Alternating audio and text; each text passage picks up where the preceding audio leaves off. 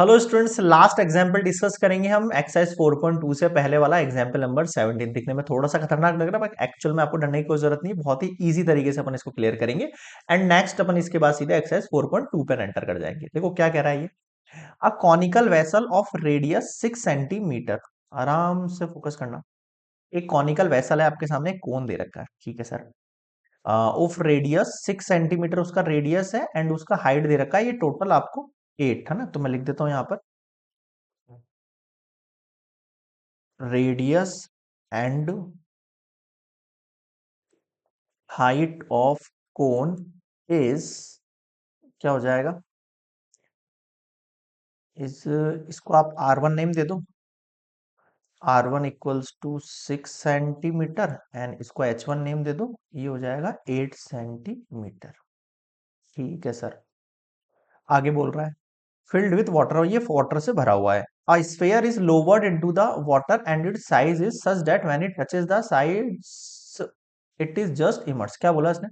एक स्फीयर लिया अपन ने और इसके अंदर अपन ने इसको डिप कर दिया।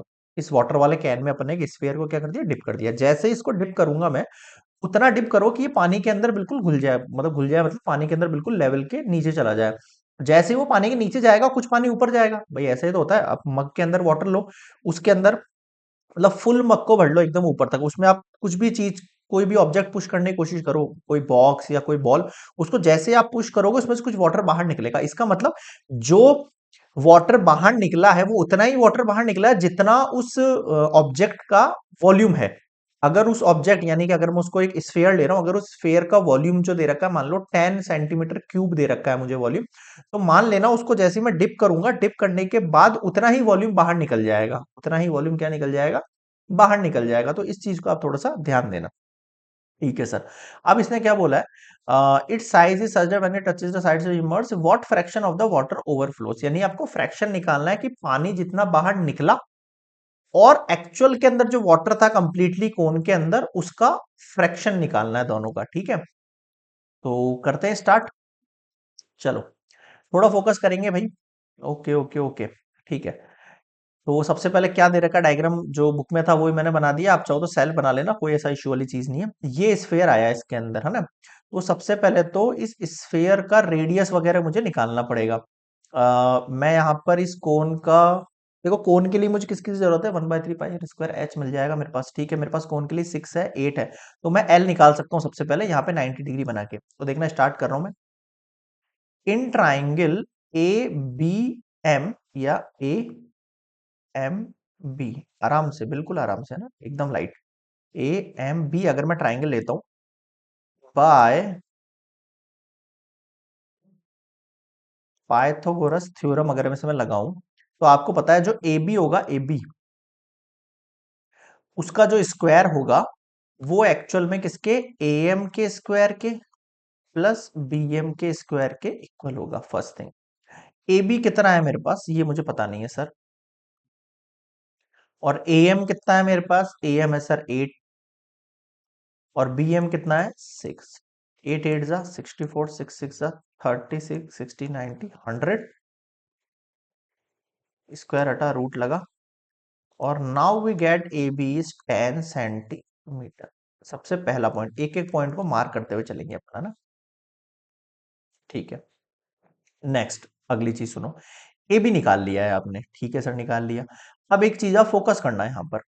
अगर ये एक सर्कल है, अगर ये एक सर्कल है, तो आप इमेजिन करके दिखाओ मुझे, जैसे ये सर्कल होता है, तो ये सर्कल का सेंटर है और ये इसका रेडियस है। तो आपको पता है, या तो ऐसे समझो, रेडियस के बाहर जो लाइन जा रही है इसको क्या कहते हो, टेंजेंट कहते हो। याद आई क्लास 9th 10th, टेंजेंट कहते हो इसको। ठीक है सर। ये जो आपके पास टेंजेंट दे रखी है और ये जो है आपके पास रेडियस, इनके बीच में रिलेशन क्या होता है, परपेंडिकुलर का रिलेशन होता है। First thing. सेकंड थिंग मैं कह रहा हूँ, एक थ्योरम है आपके पास। कौन सी थ्योरम? सर दो अगर रेडियस दे रखी है, उन दोनों रेडियस से बाहर एक एक्सटर्नल पॉइंट अगर कॉमन एक्सटर्नल पॉइंट है, तो ये दोनों भी मेरे पास क्या होती हैं, इक्वल होती हैं। होती है नहीं होती है? हाँ सर होती है। ये भी एक पॉइंट हो गया। इस पॉइंट से मैंने क्या क्या पता कर सकता हूँ वो बता रहा हूँ आपको। सबसे पहले तो मैं ये बताना चाह रहा हूँ आपको, that is radius, that is radius OP and OQ, radius of sphere, this one. ठीक है, तो यहाँ पर ये 90 डिग्री बनाएंगे। फर्स्ट ऑफ ऑल अगर मैं ए से देखूं तो ये दोनों इनके क्या है, टेंजेंट्स हैं। ये दोनों क्या है, टेंजेंट्स हैं, जो कि आपस में क्या होंगे, इक्वल होंगे। फर्स्ट थिंग तो मेरा ये है आपसे। सेकंड थिंग आप इमेजिन करो, ये भी एक सर्कल का पार्ट है।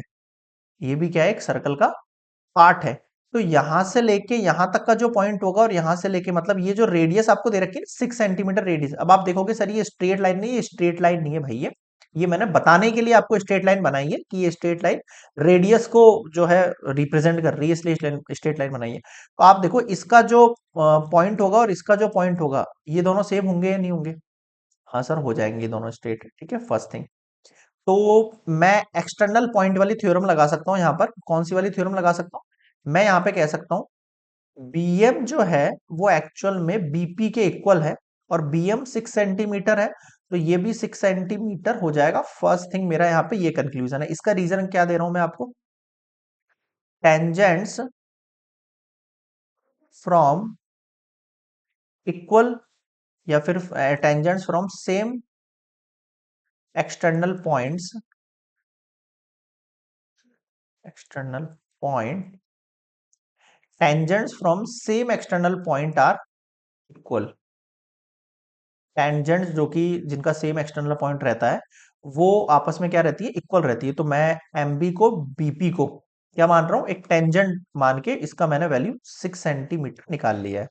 अगर इसका वैल्यू 6 सेंटीमीटर आ गया तो मुझे बताओ एपी का वैल्यू आ सकता है कि मेरे पास? हाँ सर आ सकता है। इनकी वैल्यूज क्यों निकाल रहा हूं मैं बता रहा हूं, मुझे रेडियस पता करनी है इस स्फीयर की, क्योंकि इसका वॉल्यूम निकालने के लिए मेरे पास इसकी रेडियस नहीं दे रखी है। ठीक है सर। ओके, तो अपन क्या कर सकते हैं यहाँ पर सर, मुझे निकालना है एपी। अगर मुझे एपी निकालना है तो मुझे कंप्लीटली एबी में से माइनस करना पड़ेगा बीपी को। ऐसे ही तो करना है।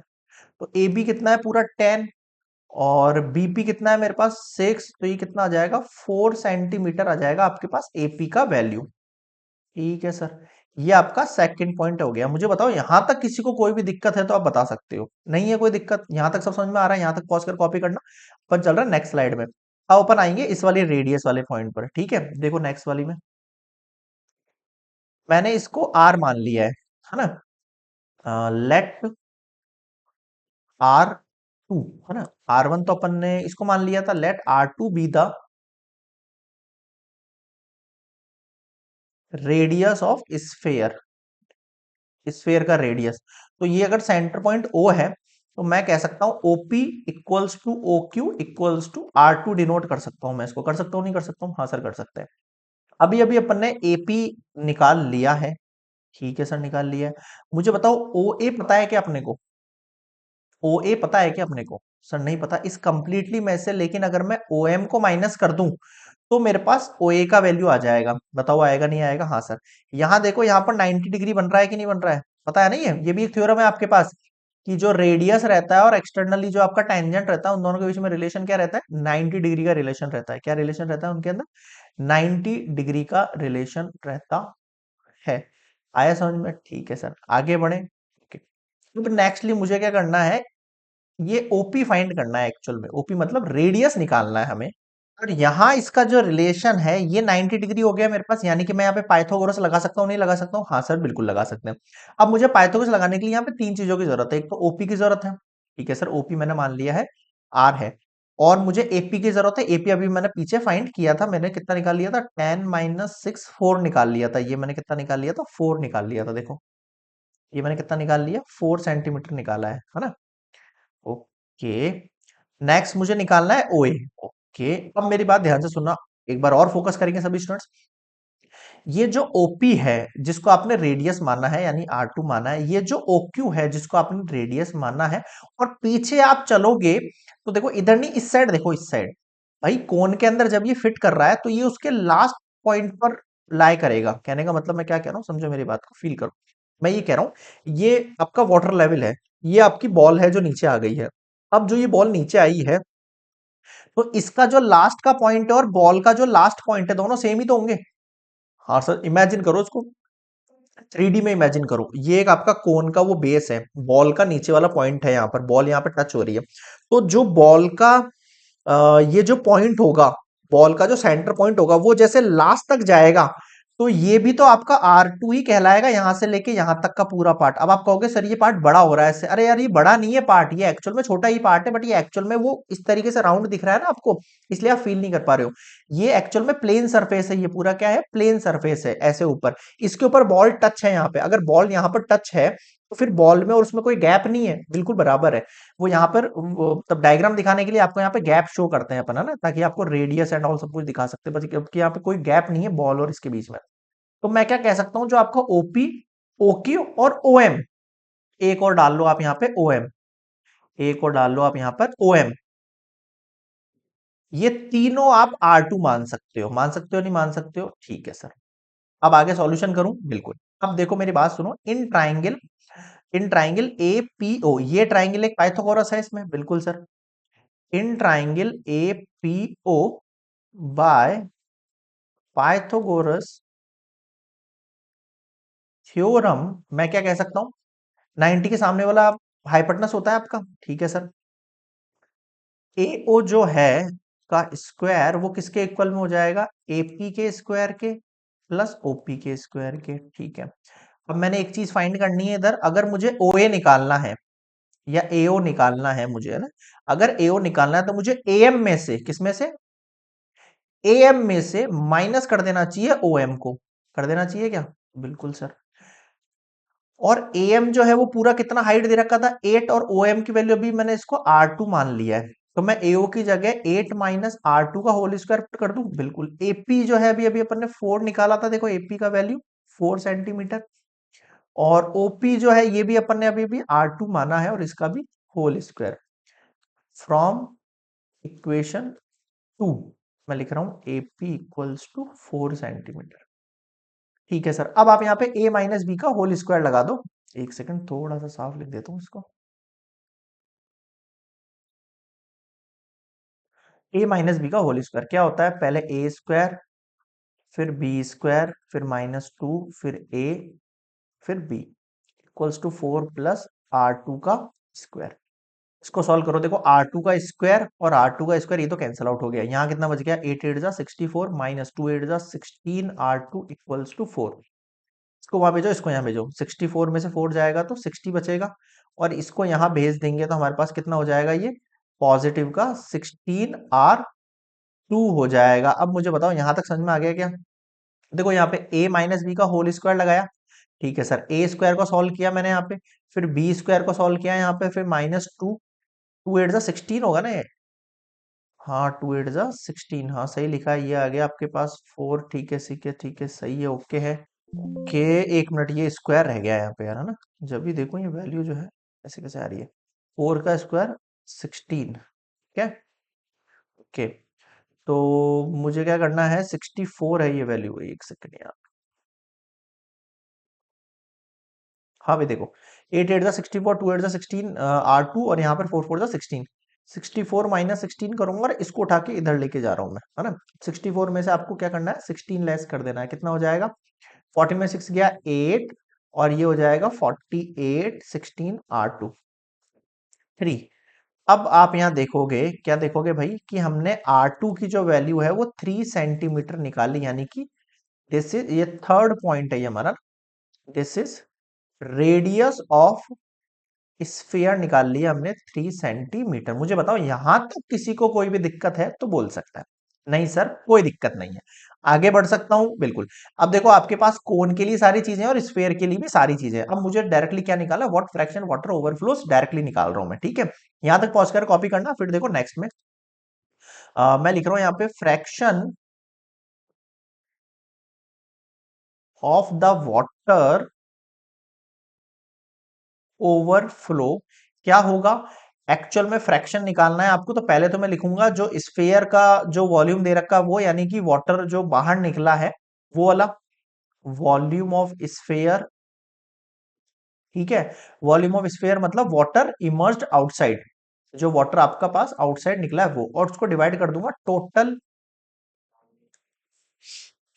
Volume of water. यहां तक समझ में आ गया, ठीक है। ये वॉल्यूम ऑफ स्फीयर का मतलब क्या हो गया, वाटर ओवरफ्लोज आउटसाइड, है ना, वाटर ओवरफ्लो जो बाहर निकल गया है। अब आपको पता है वॉल्यूम ऑफ स्फीयर कितना होता है, 4/3 पाई r क्यूब। और वॉल्यूम ऑफ कोन कितना होता है, 1/3 पाई r स्क्वायर एच। अब आपको थोड़ी सी वैल्यू ध्यान रखनी है कि अपने जो स्फीयर था उसके वॉल्यूम को R2 माना था, इसको R1 और H1 डिनोट किया था। अब देखो 1/3 से 1/3 चला जाएगा, पाई से पाई चला जाएगा, क्या बचा ऊपर, 4 बचा ऊपर। R2 कितना निकाला अभी अभी मैंने, 3 का whole cube divide by R1।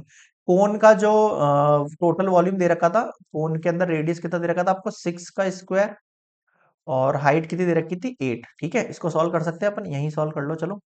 4 into 3 into 3 into 3 divide में देखो 6 इंटू 6 इंटू 8, 4 2 8, 3 2 6, 3 2 6, कितना हो गया ये, 3/2 4, 4 2 8। That is your fraction of water power flows outside and total volume of water. आया कुछ समझ में, बिल्कुल सर, ये आपका आंसर हो गया फ्रैक्शन में।